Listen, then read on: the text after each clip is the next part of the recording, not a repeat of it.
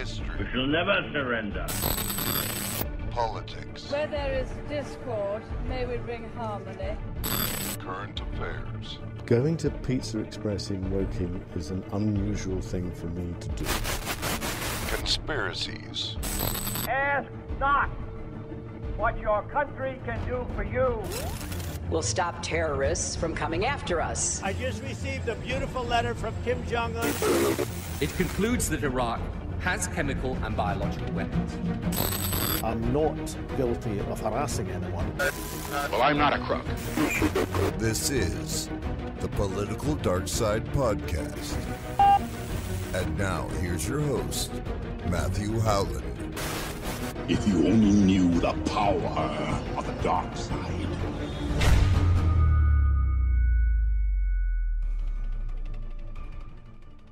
Now people are gathering in large groups. In fact, in one corner, I saw a group of people actually holding hands and praying. As I stand on the Manhattan Bridge, which is closed, it is open to pedestrian traffic. Some people are walking across, but there's just no way for them to. As I look at it, something is. I can't. Is this the building is going? Is that the building going down? Is that the second building of the World Trade Center going down? Yes, that is the second. That is the second tower. That is the second tower. It's a huge plume of smoke that came out of the middle of the building, and then the building just disappeared into the smoke. That is the second building that has gone down. It came out like a plume of smoke, like a banana unpeeling, plumes of smoke coming out, and then absolutely nothing. And now where there were two huge buildings, two huge towers, there is now nothing. It was pandemonium. Absolutely unbelievable morning. My guest on this episode of the Political Dark Side podcast is Richard Gage, a San Francisco Bay Area architect, member of the American Institute of Architects, and founder and former CEO of Architects and Engineers for 9/11 Truth. His work and thoughts have led him down slightly different paths, and he is now operating out of richardgage911.org, where you can find his 9/11 work along with other truth topics and interesting guests. Richard, how are you, sir? Doing good, Matthew. Thanks for having me on. Good, thank you for joining me. I'm going to show my age to start off here, but I find it incredible that we're actually 20 years now since 9/11. It was remarkable to witness events on the day, even though I was a teenager at the time. My personal background is a bit more in politics than science, so generally I look at things through a political context, whereas from your work you tend to be looking more at the physics of this situation. From my understanding, though, you came into question in the 9/11 story in a similar way to myself through the work of David Ray Griffin a few years after 2001. What were your thoughts on the actual day, and how was that initial part of the truth journey for you? Yeah, well, on that day, I was, I think, in shock, like most Americans. And I was looking at these towers coming down and just not knowing or having a sense of how to process this. I knew something was wrong, but, you know, who am I to question authority? I am now, but I swallowed the official lie, hook, line, and sinker. I guess it must have been terrorists. And the planes that brought the buildings down. I'd never seen buildings come down like this. The Twin Towers were very different than normal controlled demolitions, even though people equate them. They were very explosively destroyed. When I found out about Building 7, yes, that looked like a controlled demolition, and that was the smoking gun for me. So I began to do research after 2006 when I first heard on the radio Bonnie Faulkner interviewing David Ray Griffin in the San Francisco Bay Area on Guns and Butter, a KPFA program. and David Ray Griffin was describing the characteristics of the destruction of all three towers on 9/11. I had never heard about a third tower. In fact, as one of 90,000 members of the American Institute of Architects, I had never heard, gotten one bulletin from them about this, the third worst structural failure in modern history. So it's obviously a 7th grader can look at this building and know it's a controlled demolition. A child can. And when you look at the supporting evidence and video and eyewitness testimony, you know that it was a controlled demolition. And we'll be talking about some of that evidence today. So that's what got me looking then at the Twin Towers, because none of us want to go back to that painful part of our own personal history on 9/11 when we were, most of us, in shock and in pain and in fear, which was the whole object of this psychological operation against the American people, to manipulate us all into supporting a patriotic war, a $6.5 trillion global war on terror. So I was part of that support system. I was rooting for Colin Powell as he was making his irrefutable case of weapons of mass destruction against Saddam Hussein. And I wanted to go into Afghanistan and get those bastards who did this to us. So yeah, I swallowed it hook, line, and sinker until 2006 when I was woken up. And I thought to myself, I can't live with this lie. I'm an architect. These are buildings. I didn't know where the other architects and engineers were. They should have been. I would have signed the petition demanding a new investigation into the destruction of all 3 skyscrapers on 9/11, but there wasn't one. There were lawyers for 9/11 Truth. There was pilots for 9/11 Truth. There were scientists for 9/11 Truth. Where were the architects and engineers for 9/11 Truth? It fell on me. I mean, how bizarre is that? I wasn't an activist. I didn't know how to speak. I'd never put together a PowerPoint. But that changed as I began to realize how angry I was at being manipulated at this vast scale. I mean, it was like, whoa, the buck stops here. I'm going to do something. So I put together a hastily designed website, which has been reconfigured 6 times since then and still exists today at ae911truth.org.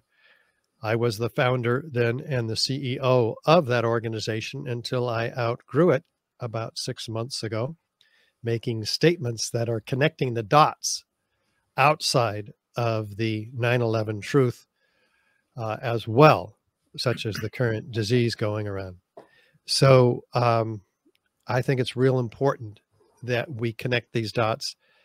And so I have a wider scope of topics that I cover on my new podcast, Richard Gage 9/11 Unleashed, which, as you mentioned, those podcasts are available at the website, richardgage911.org. Yeah, I mean, like I say, ultimately it fell on somebody had to do it from the architect's point of view, and it was good of you to take that on. Regarding David Ray Griffin's work, I'm not sure if you're aware of this, but when the CIA took all the material out of Osama bin Laden's compound, he actually had a copy of the new Pearl Harbor book by David Ray Griffin. I'd heard that. He was reading it as well. So that's that makes you wonder, doesn't it? So Why it is must he be a reading? conspiracy. Yeah.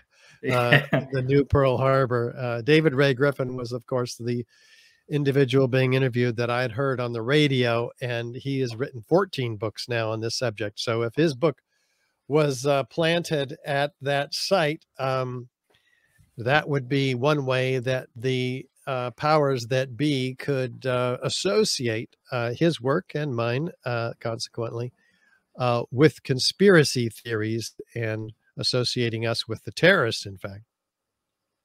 Yeah, I didn't actually look at it from that point of view. I thought it was more curious that bin Laden might have been reading it to find out what actually happened. I doubt that. I seriously doubt that. I think it was I'm guessing that it was a plant. But quite probable. I don't think much was made of it in the news. It was just unlisted. It was hidden quite deeply on the CIA's website. But regardless, we were originally scheduled to talk around about last September. but there seemed to be a lot of noise around yourself at the time, and you parted ways with the organization that you founded. And your part in Spike Lee's New York documentary was removed at the behest of HBO. Can you elaborate a bit on what was happening around this time? Yes. As I mentioned, I began to speak out about the other issues. And one of those set of statements that I had made in a conference, the Red Pill Expo in Rapid City, South Dakota, a year ago, I believe, was picked up by Slate magazine, and they quoted it. And I was talking frankly about the information that I was hearing from various speakers, doctors at the Red Pill Expo, who were discussing the fraudulent nature of the pandemic, we'll call it the plandemic, and the false solution to it, mandated of masks and experimental genetic therapy. And don't worry about avoiding certain words. Oh, okay. Feel free to say vaccine. I've got 2 strikes on my YouTube channel for using those words in these contexts. And I would consider it a badge of honor if I got one. So there we go. Yeah. So this Slate magazine put this in the face of Spike Lee, having heard that he was putting forth a half hour of 9/11 Truth programming, including more than 15 minutes of myself having been interviewed a year earlier by Spike in a 2-hour session in which he was moved to tears about the reality as it was hitting him in real time about the implications of 9/11 being an inside operation with controlled demolitions of these 3 buildings. So, however, he was actively during the last year or two supporting the vaccination of Black people in New York, quite wedded to the official narrative of COVID. So he has been in some cognitive dissonance himself. You know, when people realize one major conspiracy, but hasn't done their research yet on the next one. This happens a lot in the various truth movements. Anyway, he hadn't gone all the way yet. And so I think he was disturbed by that, but probably more so as he has subsequently admitted publicly that he didn't have a choice, was the quote, about whether to cut the half-hour segment on 9/11 Truth. So that was somewhat of a relief for me. Maybe I didn't have all the responsibility for that choice that he says he didn't have. That the media was certainly putting major pressure on him. HBO probably not among the least of them. So yes, that segment was cut, and as a result, the PR consultant at AE 9/11 Truth convinced our unwitting board that this was a major PR crisis, a concern which the 9/11 Truth movement has completely turned upside down. In other words, it's been found not to be a reality at all. Anyway, there was quite a series of difficult discussions on the board, and the group that was trying to bring sense to this topic was outvoted by the group that was overreacting to this this advice and the loss of the opportunity that we had all been working for a year to get our message on HBO.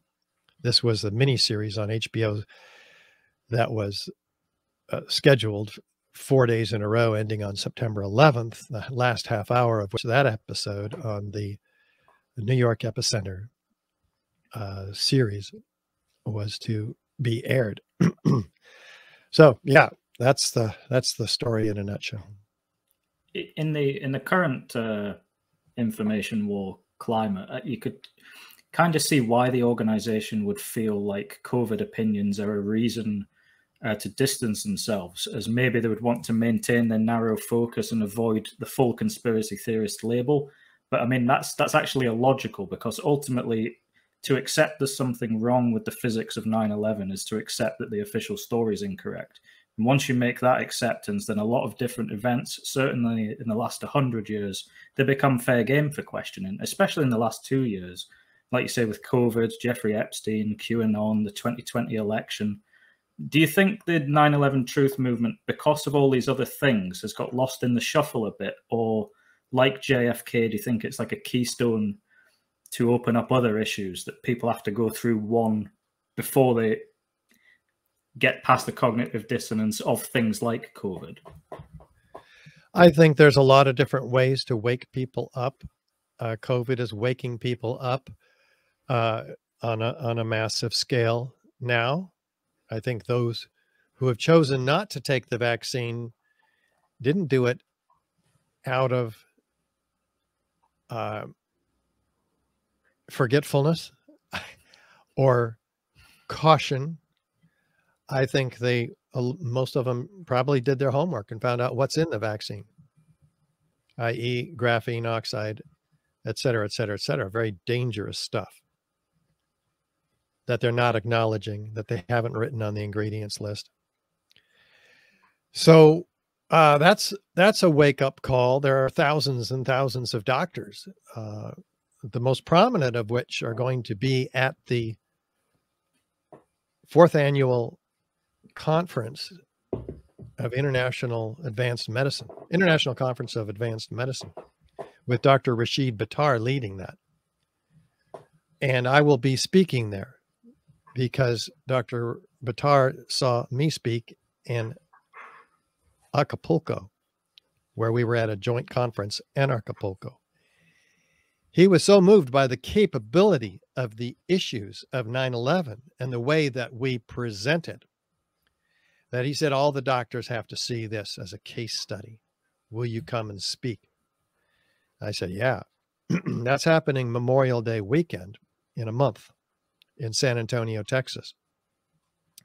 So I'm delighted again to reach out past the 9/11 truth movement into the COVID movement and help people connect these dots. Many of these doctors don't know that 9/11 was an inside operation, a manipulation, a false flag operation designed to get us into the Middle East and engage in a multi-trillion-dollar heist from the American people. So there was a question that I was answering there when I took that detour, but I forgot. Oh no! My question was: is like the Kennedy assassination? Do you think it's a keystone to open up? That was the word. Yes. Yeah, I do. I think those who aren't waking up with COVID, once they realize, oh my God, 9/11 too, then they put 2 and 2 together. They begin to. And so I think JFK is a keystone. I think these are all keystone waking moments of opportunity to extract ourselves from our own slave consciousness, which subjects us to the programming that we get from the mainstream media, 95% of which is owned by just 5 corporations. I was shocked to learn from Sonoma State Project Censor that it turns out that who runs those corporations, the media? Well, it's the same individuals who run the corporations in the arms industry, the oil industry, the banking industry, the insurance industry, all of whom profited enormously from 9/11. Very important dots for all of us to connect. But I think 9/11 is a key one. It certainly was for me, right? Because I had no clue that all these things were going on. You know, I had doubts about JFK, but what could I do? It wasn't as real for me. 9/11 just slapped me in the face in 2006 when I woke up to it. And it has been slapping me in the face ever since. I've now given more than 600 presentations around the world in 24 countries and more than 100 American cities, more than 600 radio and TV interviews. So I'm putting it out there. There's a demand for this kind of information, and it's growing. It's not receding. We had a highlight from 2008 to 2009 and 2013. And there was a receding, but it's swelling again, the need. As I go independent and as I'm capable now of expanding beyond the narrow focus of 9/11, I can now connect the dots for myself and for many others who are wanting and needing these dots to be connected. But I do think 9/11 is absolutely key. Why? Because it speaks. You know, you don't have to be a doctor to understand that the vaccines are unsafe, or that COVID was engineered. But a lot of people shy away from it anyway. Well, a 7th grader can understand, as I mentioned, that Building 7 was a controlled demolition, and yet they told us it came down by normal office fires. Well, when you understand that normal office fires have never, ever brought down a skyscraper, and we've had dozens of much hotter, larger, and longer lasting fires in these buildings, and yet here it is, drops like a rock straight down into its own footprint in under 7 seconds, as fast as a bowling ball falling out of the sky. This is free fall acceleration. This means that 82 columns have given absolutely no resistance to the fall of this building. Well, what happened to them? Columns, even steel columns, even after they start to bend, provide up to 25% of their overall capability to resist, meaning the building would slow down as it came down. It would buckle, it would bend, it'd hesitate, it would begin to fall over, not straight down through the greatest resistance, the thousands of tons of structural steel there. And very similar problems associated with the Twin Towers. And then you listen to the witnesses of explosions before Building 7 and hundreds of them before the Twin Towers. You begin to put it all together, and you look at the forensic evidence of molten iron in so many forms in the aftermath of these buildings, which office fires and jet fuel can't even produce. Literally a third of the temperature required to melt steel. And yet official agencies like FEMA and the U.S. Geological Survey and others document the molten metal very carefully, even FEMA documenting hot sulfur corrosion attack on the steel with liquid molten iron invading the steel. But they have no idea where it came from. The author of that report, Dr. Jonathan Barnett, says the ends of the steel beams were partly evaporated in extraordinarily high temperatures. That's 4,000 degrees Fahrenheit, by the way, more than 4 times the capability of most all office fires can get to. So none of this is included in the final reports of NIST or FEMA. NIST is the National Institute of Standards and Technology, who was tasked by Congress to explain these collapses to the American people. Well, they completely overlook the forensic evidence, which FEMA had documented in their Appendix C in 2002. They completely overlook the hundreds of witnesses of explosions. they completely deny the free falling of these buildings, particularly Building 7, which they denied for years until being publicly confronted with it in their conference, in which they were forced to admit that it came down by free fall. And yet they don't acknowledge the implications of that free fall, which are obvious, that the beams had to have been taken out with explosives, which the first responders and others heard before this building came down.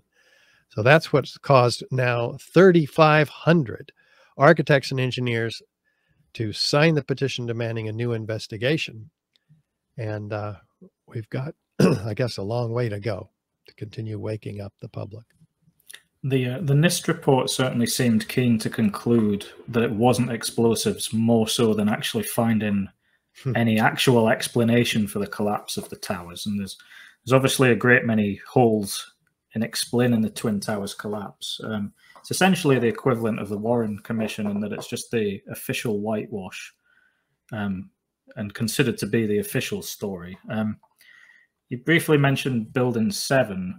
Do you think Building 7 is the best gateway to understanding the North and South Towers coming down as well? Well, it's a gateway because none of us have the trauma associated with Building 7 that most all of us have associated with the Twin Towers. So when I go to the conferences, and we're going to the National Fire Protection Association conference, we're going to talk to fire protection engineers.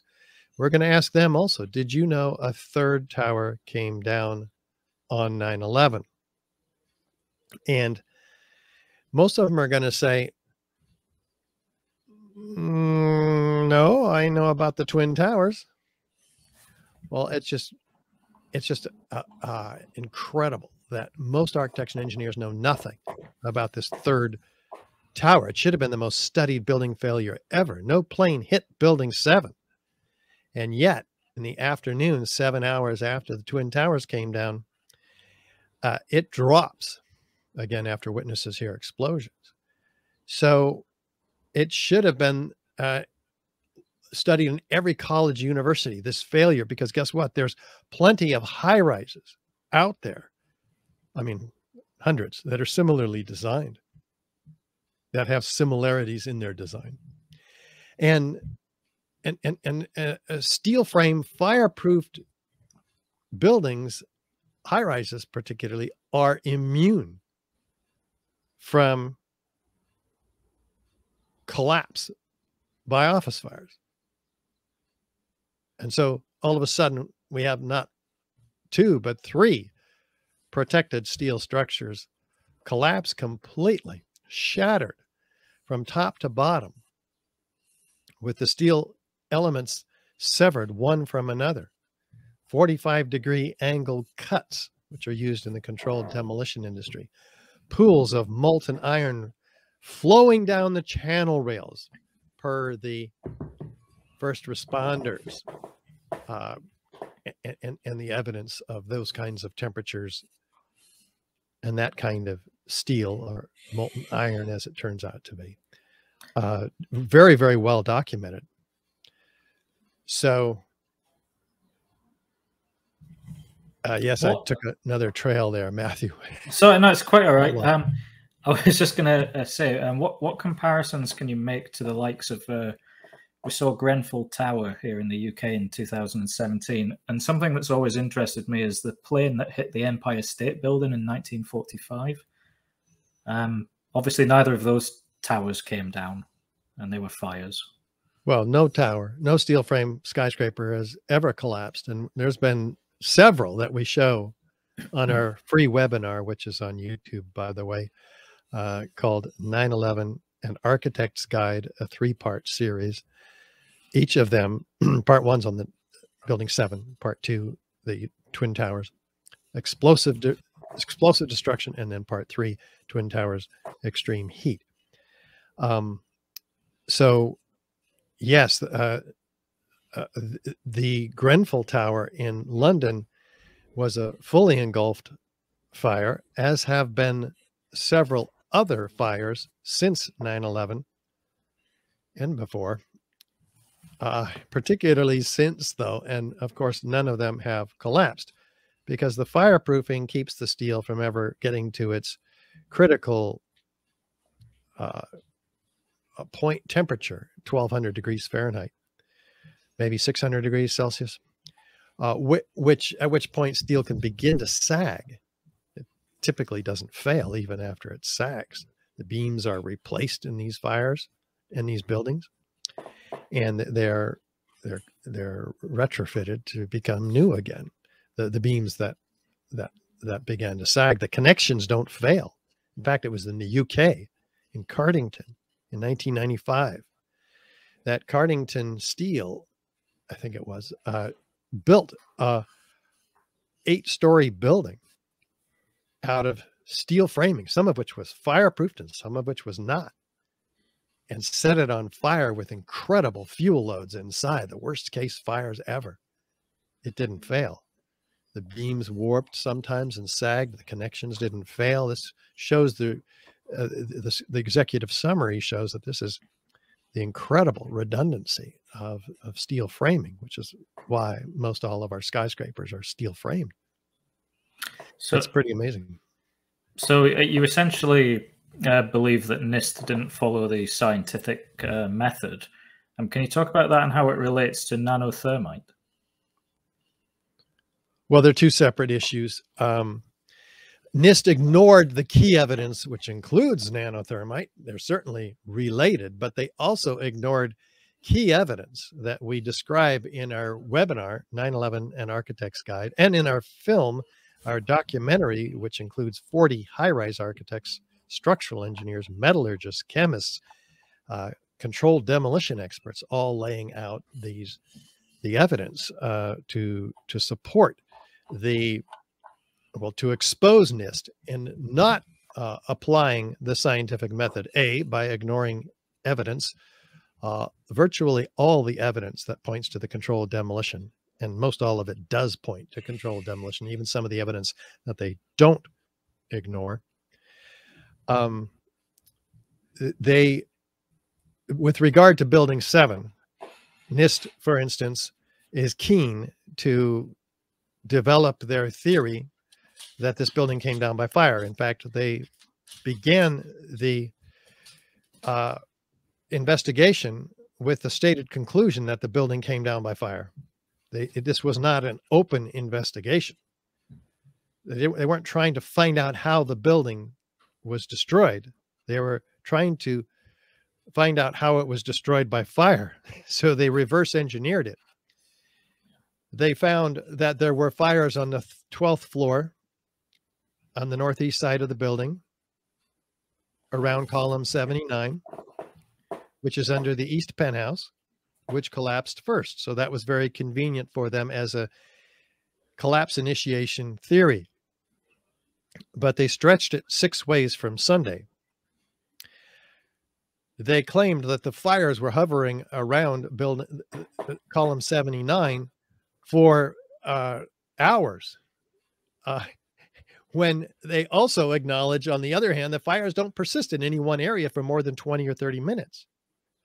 So there's one logical departure from the scientific method, which shows and is demonstrated by fire protection engineers that fires move on. They look for fresh new fuel sources. But the fire simulation by NIST shows fires raging in that area for more than an hour and a half.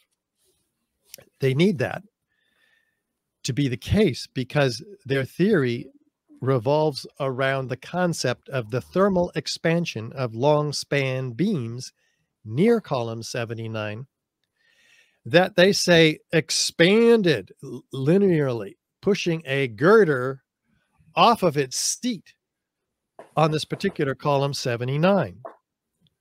When that happened, floor 13 fell on 12 and so on for 9 floors, leaving this major column 79 unbraced, at which time they say it buckled. At which time, when it buckled, it caused the vertical caving in on the inside of the building on the east side, all the way up to the east penthouse. That's when they say the east penthouse collapsed. And we see that in the video. So it's a logical chain that they've developed that they can back up partially with the video evidence. But it begins to fall apart again after this, because what they say is this instability traveled laterally across this building in about 10 seconds. And then the overall facade or the overall building, the exterior perimeter structure dropped. Well, that is completely betrayed by the video itself that shows that the screen wall and west penthouse drop about a half a second prior to the overall building coming down. There was no east to west instability. It came down virtually at once, indicating that the core columns under the screen wall and the west penthouse must have given up all at once, not sequentially over 10 seconds or so. So what can cause the interior columns to fail all at once?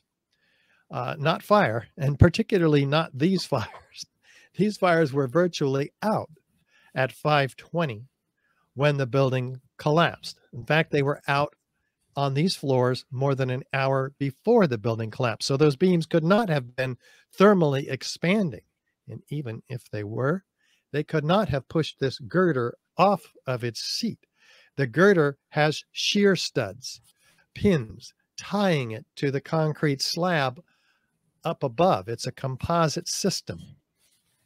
It can't scoot sideways against that pressure. That would even be acknowledged by NIST. So what do? They take out the shear studs. They say somehow they weren't there. Well, the shop drawings show that they were there. And so even if the girder could have been pushed off, it would have had to have been pushed off a whole 12 inches. But that would be impossible because the expansion capability of those beams wasn't sufficient to push the girder more than 5 or 6 inches. So what does NIST do? They say, well, it only had to push it halfway off, at which time the flange, the bottom flange of the I-beam, if you will, folded. And then, so after 5 or 6 inches, then it fell.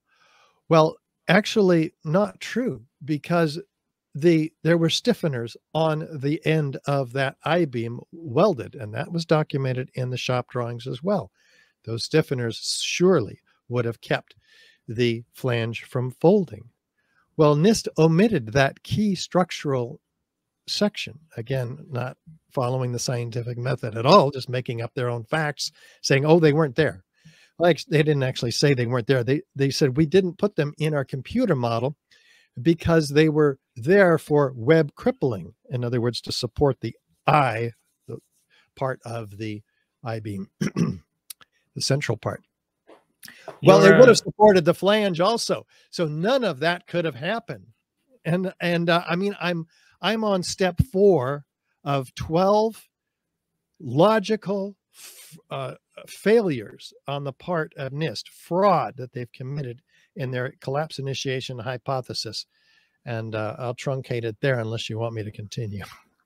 No, I was just going to say your online seminars are actually remarkably insightful, and they're very professionally done. I would certainly recommend people go watch them to get the full science that you can deliver. I was going to ask, do you ever get into the reads about like the other destructive theories, like briefcase nukes or the directed energy weapons? Or I know that you've moved on to doing your own thing. So does that open you up to these other possibilities that people have presented, or are you still very much along the lines of the presentations that you've already put together?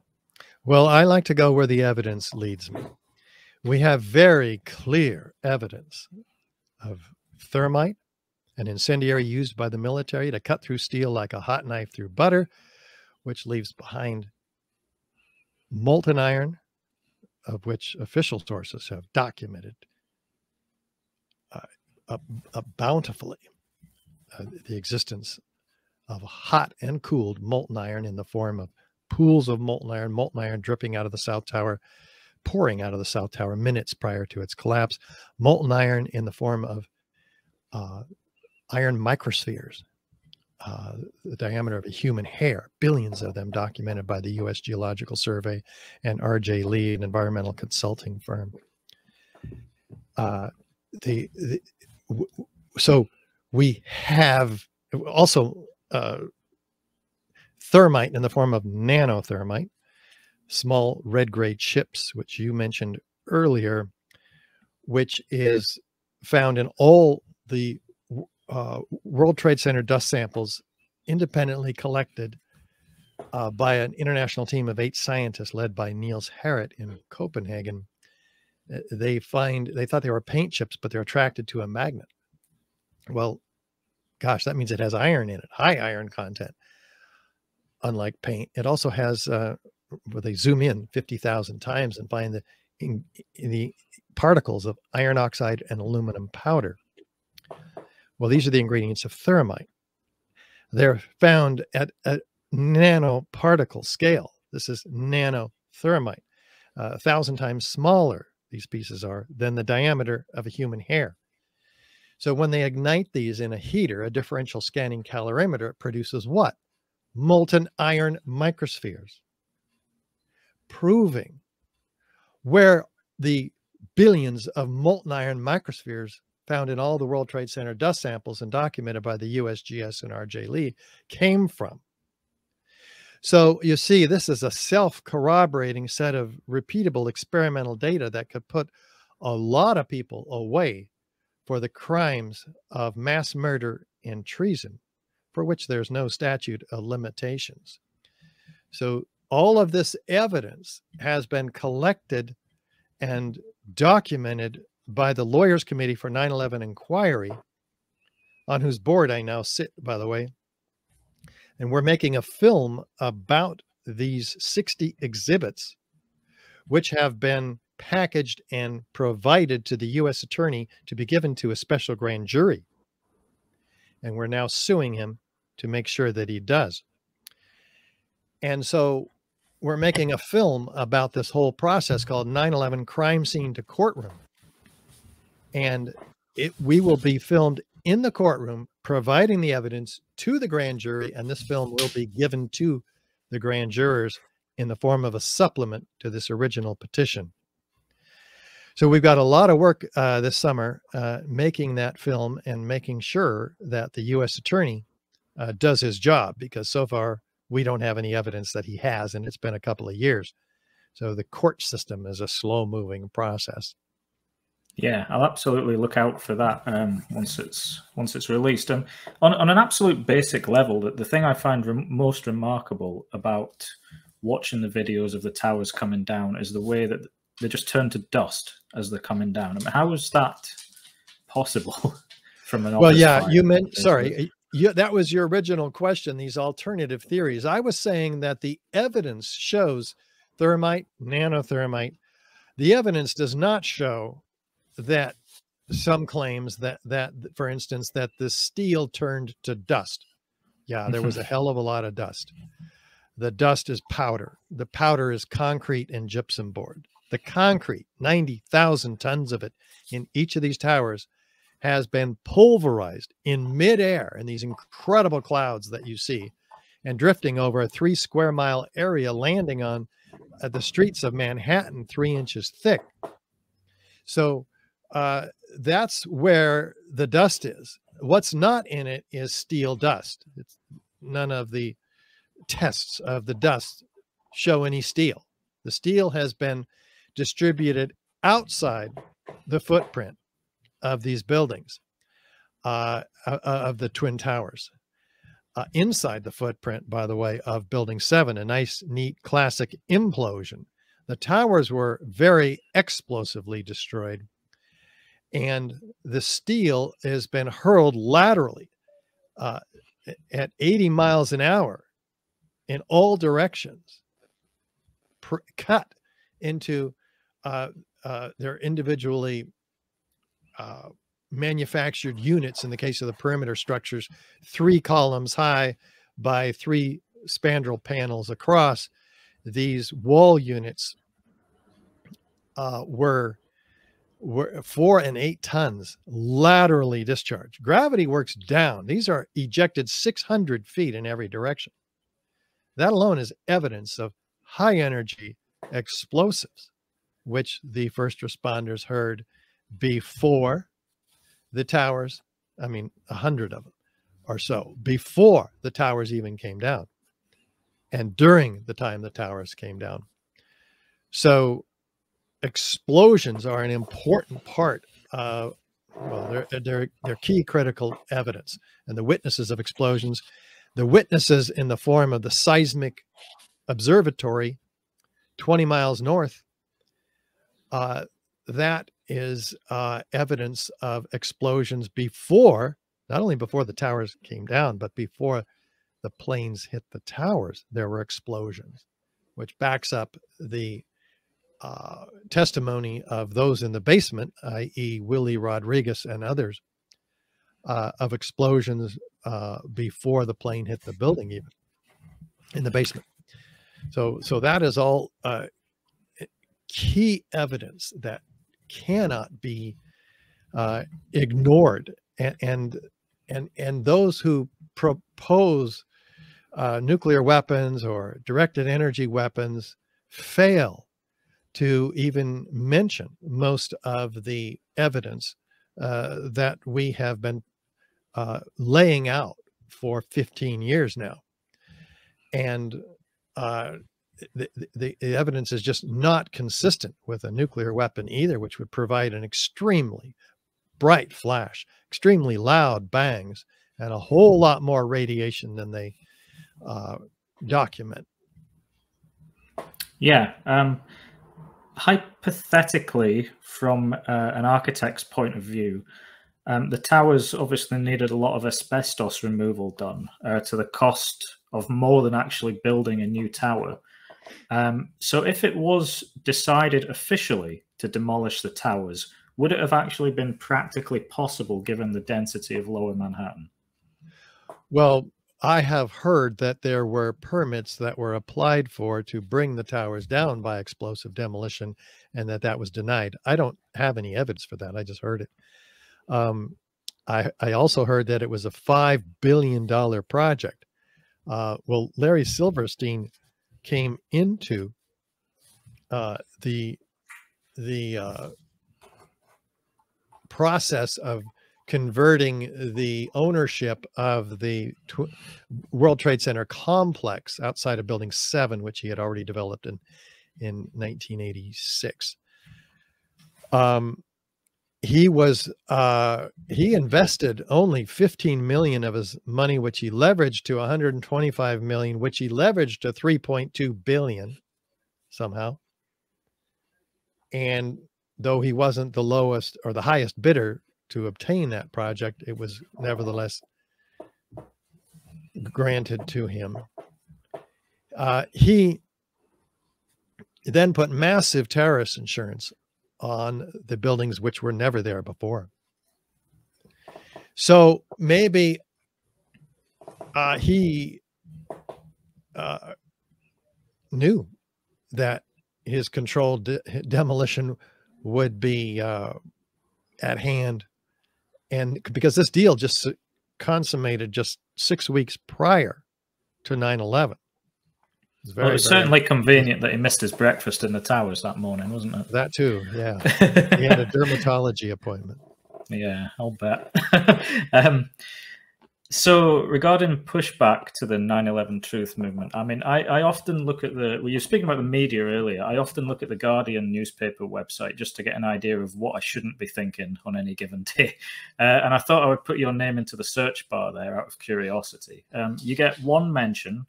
It's regarding a lecture you did in 2011 at the Royal Institute of British Architects. The author of the article says it was regrettable that you were allowed to speak, and also compared your theories to the idea that Ryan Giggs shot JFK. Do you know who Ryan Giggs is? No. He is a British soccer player.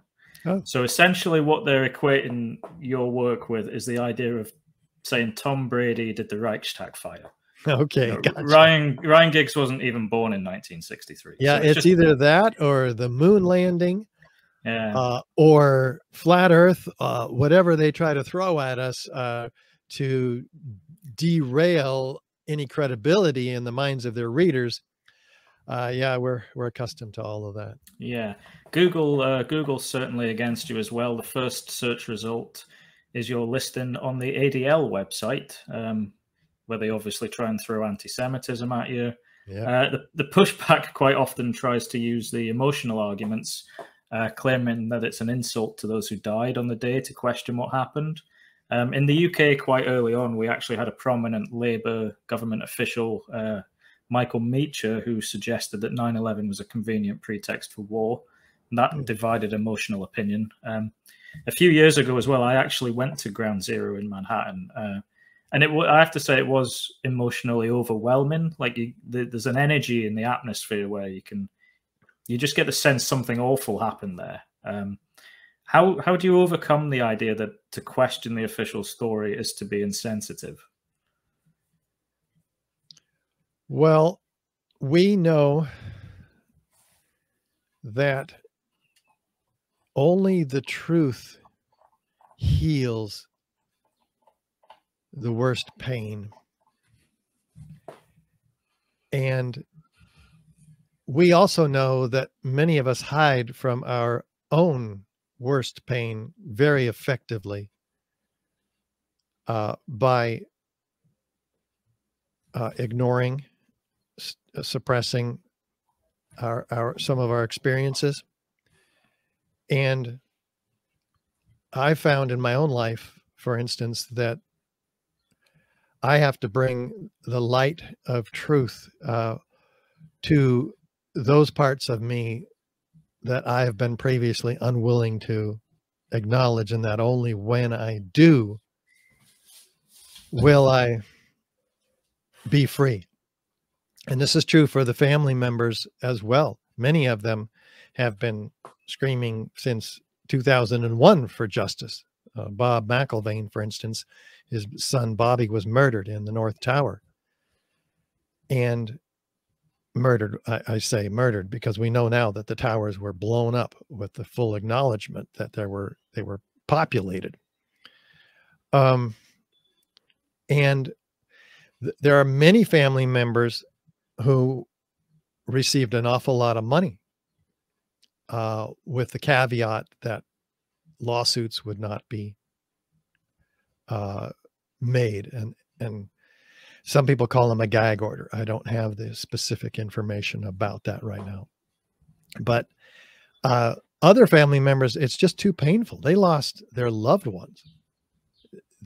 Most of them can't even go back there, much less stand up publicly against the official narrative of what happened there, and take that additional pain and suffering and stress in their lives. Only very few have been able to do this. Ellen Mariani was one. Her husband died in the plane that was said to have hit the tower. And maybe that plane did hit that tower. I'm not making that point. And several others. The Jersey Girls have publicly stood up. They've signed our petition demanding a new investigation, praised the work of the architects and engineers for 9/11 Truth. So really, what's going to heal the wound? Sweeping everything under the rug, as has been done, as the American people themselves have been swept under the rug.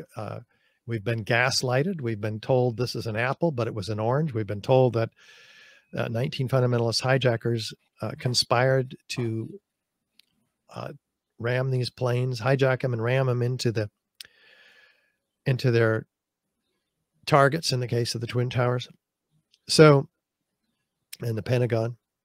So, what is going to really heal the family members And what's going to bring justice to the victims? Do we keep everything quiet the way we have been manipulated to be? Do we stay small? Do we hide in our own created reality of safety? Well, at some point, something prods us from deep within, like it did me in 2006, to say, no, I'm drawing the line in the sand right here. You're not getting away with this. I have just woken up. In fact, the lion is waking up, as David Icke describes. You mentioned lawyers earlier and gag orders just now. Are you familiar with any of the content of the Dark Overlord hacking group? No. Okay, they seem to be an online hacking group who have come across a lot of documentation that have been taken from lawsuits regarding 9/11. It seems to have gone quiet, but maybe 3 or 4 years ago, there's quite a lot of data dumps, but they were demanding stupid amounts of Bitcoin to try and release all this information. But it was quite interesting at the time. I was just wondering if you'd come across any of that, maybe something to have a look at. But no. How if you know who to talk to about that, I'll have him on my new podcast, Richard Gage, 9/11 Unleashed. I was going to as well mention, you were saying about being prodded into action there. How do you compartmentalize all this in your life? Because you essentially must live and breathe 9/11 truth like 24/7. Yeah, it gets that way. There's, especially now. I mean, I had a whole staff working for me at AE 9/11 Truth, and they do a great job, and they still are. But now it's myself and my wife, Gail, and we are working very hard day and night, trying to keep up with getting the best guests that we can on. John Perkins, Confessions of an Economic Hitman. We had him on just the other day. That's up on our website, richardgage911.org. We have 2 podcasts a week. We're being asked to speak in several different locations, and we go and do tabling events at the Reawaken America conference, for instance, in Oregon a few weeks ago. We're going, as I mentioned, to the 4th International Conference on Advanced Medicine to speak to 1,000 doctors. Memorial Day. In 2 weeks, we'll be at a cryptocurrency convention in San Diego. And then we have other opportunities coming up. We're hosting a table to wake up the National Fire Protection Association in Boston in June 3rd through the 6th. And so, yeah, there's way too much to handle. Plus, we have a quarterly conference that we're hosting on the Pentagon. Just last month, we had the 4 major theories positions held by well-known 9/11 researchers, including David Chandler, Wayne Costi, Barbara Honegger, Craig McKee, Adam Ruff, and Thierry Mason came out after 20 years of being uninvolved in the 9/11 truth movement, relatively. So that was an incredible conference. We're going to do Shanksville on July 16th, Saturday. So we're the central point for all of these information sources to be assembled and distributed, redistributed to the 9/11 truth movement. I don't have any particular expertise on those areas, the Pentagon or Shanksville. The Pentagon and Shanksville are both entirely separate cans of worms that people could spend days talking about. Yeah. Do you have much of an infrastructure or support from the United Kingdom? Well, I've been in the UK on 3 or 4 separate trips, and my friend Douglas Hilton has helped me, and also reinvestigate 9/11 9/11.org with Ian Henschel has been a great help, and the other crew across the UK on tours that I've done have been incredibly helpful. So I hope to come back and speak again. Yeah, that would be fantastic. I actually saw you speaking to George Galloway a couple of weeks ago. That was that was something. The mother of all talk shows. Yeah, he's quite a character, is George. Yeah, well, he's opening up to 9/11, isn't he? Yeah. I mean, I found that to be an incredible interview because I got a lot of resistance from him the last time I spoke on his show. And he keeps bringing me back. This is like the third time, I think. But it takes like 4 years each time. And he's more and more open, at least about Building 7. He can't deny Building 7 anymore at all. And the Twin Towers, of course, he shies away from the implications of the whole thing being an inside job because he can't seem to grok it, handle it yet. But maybe you'll work on him with some calls into his show. It's quite strange actually, because he was at the forefront of the anti-Iraq war movement, 2002 and 2003. He was, Yeah. I believe he spoke in your Senate at one point, didn't he? I can't remember. Or they possibly had him up for questioning because I think he visited Saddam Hussein in the past and bits and pieces like this. But yeah, he's a very interesting character. Anyway, these kinds of shows have to be treated a bit like a taster, with the interesting and important basics so that people can start thinking to themselves and then go away and do their own digging. I would certainly recommend the lectures that you did on your YouTube channel and on your website. They're excellent. For a bit of a broader look at 9/11, the documentary, The New Pearl Harbor by Massimo Mazzucco, that's great. You're on that, I believe, aren't you?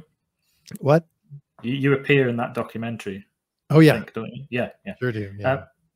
So you've mentioned a little bit about where people can find your work just now, the podcasts, the appearances and whatnot. Is there anywhere else we can find you, or do you have any other recommendations of things people should be reading or watching or listening to?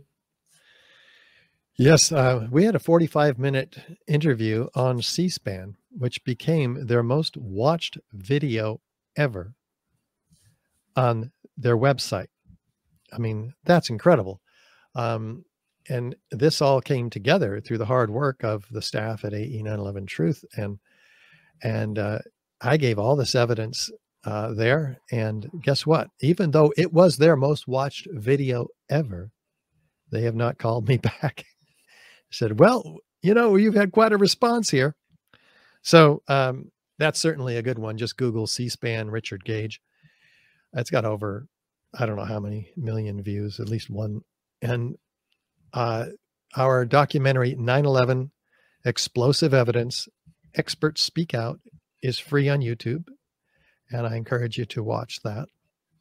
It's also free on my website, as are some of the other great documentaries that we've done over the years. RichardGage911.org. And the interviews by mainstream media are there. I would say local mainstream media, not national mainstream media. They tend to avoid us. And then you see a whole bunch more on the website there. Great. Well, Mr. Richard Gage, it was genuinely an honor to speak to you. I've followed your work for some time, and I very much appreciate the time that you've given me today. Thank you, Matthew. It's my honor, really.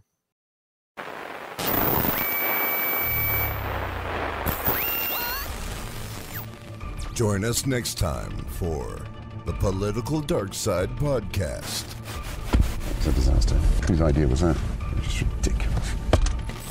Available on iTunes, Google, and Spotify. For more information, visit politicaldarkside.com.